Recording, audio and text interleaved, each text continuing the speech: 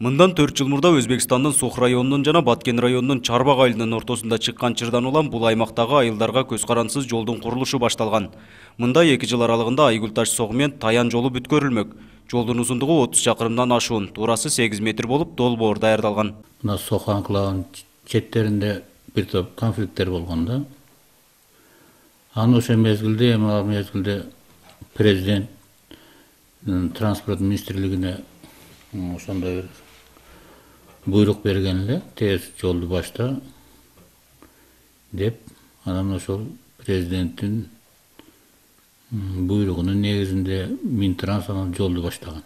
Деген менен 2014 жылдан тартып бюджеттен акча каражаты каралбай калган. Жалпы сметалык баасы 237 миллион сом болсо, анын 48% гана каржыланыптыр. Ошентип курулушу бүтпөй калган жолдон Кыштут айыл аймагынын тургундары аргасыз район борборуна каттап, ар кандай кырсыктарга дуушар болушкандыктарын айтышууда.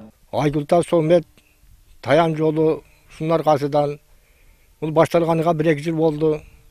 Же бүтпөй, же койбойт. Бул жолдун же эгеси жок. Бул жолдо көп авариялар болду, адам өлүмү болду, башка болду. Муну караган адам жок муну. Сиздер көрүп турган мына ушул Нева үлгүсүндөгү автоунаа 2014 жылдын январь айында Айгүл-Таш Согу жолунда авто кырсыгына кабылган. Жергиликтүүлөр бул автоунаанын ичинде 3 адам болгондугу жана анын экөөсү ушул кырсыктан улам каза болгондугун айтууда. Мындан башка да жол кырсыктары бүгүнкү күнгө чейин катталат экен. Анткени Согу айыл аймагынын тургундары эрте жаздан кеч күзгө чейин Баткен шаарынын айдоо жерлерин ижарага алып, талаачылык менен алектенишет. Мындан улам жыйнап алган түшүмдөрүн ушул жол аркылуу гана үйлөрүнө алып келишерин айтышат. Баткенден барып, сотигини 300дөн алып, жер эгебиз. Onu кийин бияга ташыйбыз. Ташыган убакта бир машинеге бир жүгөрү жүктөй турган болсок, же башка эгин жүктөй турган болсок, оор басырбайт. 5000 сом акча төлөш керек ого. Мына жолдо давандардан чыга албайт машиналар улай болуп калган убакта.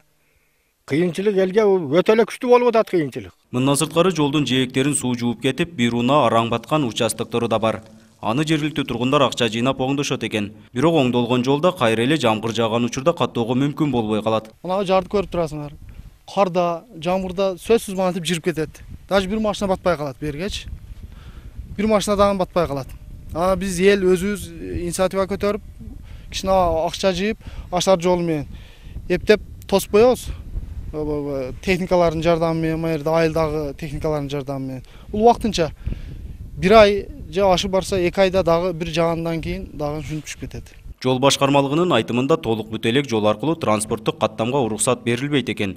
Андыктан бул жол аркылуу каттаган жүргүнчүлөр кырсыкка кабылса же унаасы бузулса жоопкерчиликти өздөрү мойнуна алат. Жол толук качан бүтөрү али белгисиз. Нургазы Жайнаков, Бактыбек Нишанбай уулу, 7 канал Баткен өкүлчүлүгү.